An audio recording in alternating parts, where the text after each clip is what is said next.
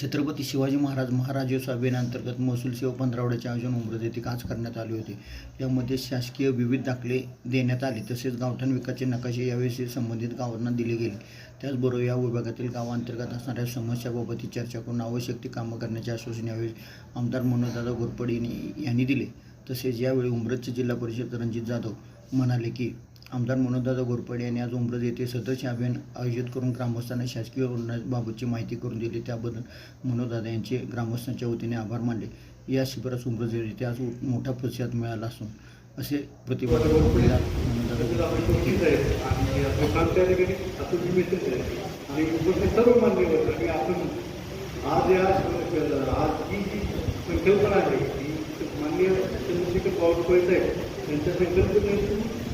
आलेले आहे आणि ह्या योजनेचा उद्दिष्ट आहे की तळागाळातल्या लोकांपर्यंत हे सगळी योजना पोहोचावी आणि सगळ्यांना सगळ्या शेतकऱ्यांच्या पैशासाठी पालन रस्ते असतील किंवा इतर काय कुणाच्या नोंदी नाही कुणाला दाखल उपलब्ध नाहीत ह्या सगळ्यांनी लाभ घ्यावा असं मी सगळ्यांना आवाहन करतो.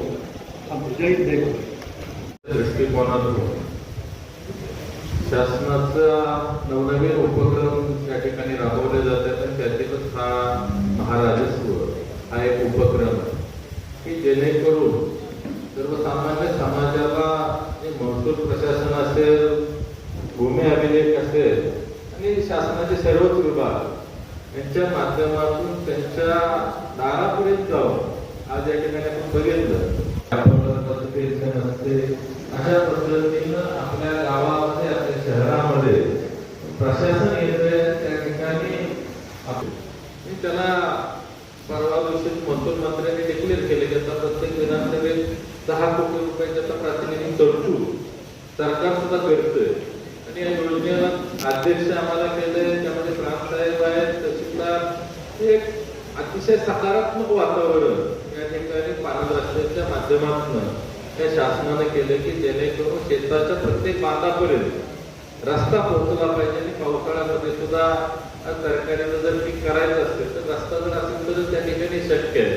आज आपण आडसाली ऊस लावतो, त्या आडसाली ऊसाला जर रस्ता असेल तर त्या ठिकाणी आपण पोहोचू शकतो आणि त्या माध्यमातून शासनानं अगदी नदीमधील काही गोटा असतो, गाळ असतो, तो सुद्धा या ठिकाणी विदाउट रॉयल्टी आपल्याला वापरासाठी दिला जातो, म्हणून सुद्धा विदाउट रॉयल्टी वापरासाठी दिला जातो.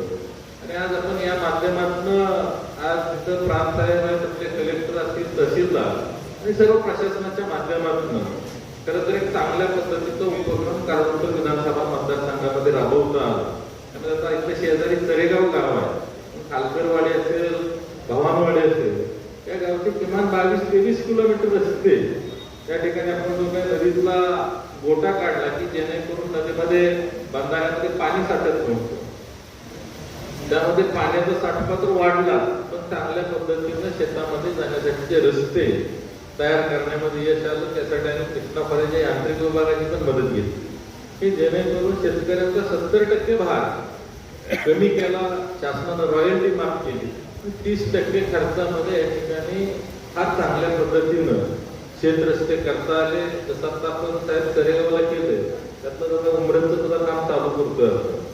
तसंच पाल विभागामध्ये त्यांची बी बऱ्याच वर्षांपासून त्या ठिकाणी पूर येतोय नदीला, पण त्या पात्रातून सुद्धा काही आपल्याला गाळ गोटा काढता येईल आणि त्या ठिकाणी शेतामध्ये रस्ते करता येतील अशा पद्धतीचं नियोजन त्या ठिकाणी आणि यांत्रिक विभागाकडनं आम्ही मशीन देतोय, डिझेल देतोय.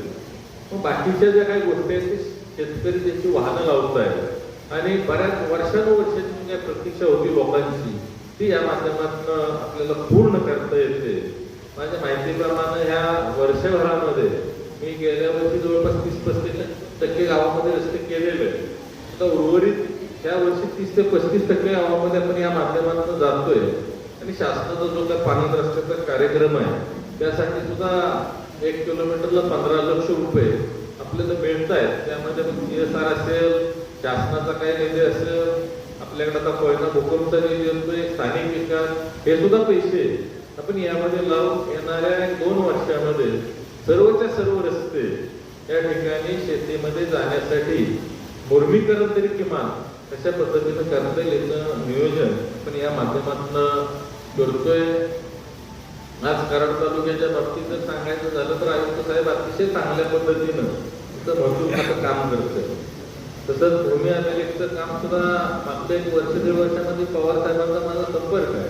अतिशय चांगलं काम त्या ठिकाणी भूमी अभिलेखचं सुद्धा चालू आहे. आता शासनानं नवनवीन टेक्नॉलॉजी भूमी अभिलेखच्या माध्यमातून मोजणी असेल किंवा त्याला लागणारं जे काही अक्षांश रेखांशासह त्या ठिकाणी प्रत्येक नकाशा जर येणाऱ्या काळामध्ये आमच्या शेतकऱ्यांना मिळाला तर पुढच्या काळामध्ये तुमच्या भूमी अभिलेखचं असं म्हणा की 60% काम उरलं, 90% काम हे आमच्याने करू, जेणेकरून आता नवीन ॲप येत आहेत त्या माध्यमातून आपल्याला सुद्धा शेत मोजता येईल आणि जे काही बांधावरचे वाद आहेत आणि ते फक्त महसूल किंवा या भूमी अभिलेख खात्याच्या माध्यमातून ज्या काही अडचणी वाढतात त्यामुळे पोलीस डिपार्टमेंटचं पण काम वाढत असतं. ते सुद्धा काम बरेचसं या ठिकाणी कमी झालेलं आपल्याला पाहायला मिळेल.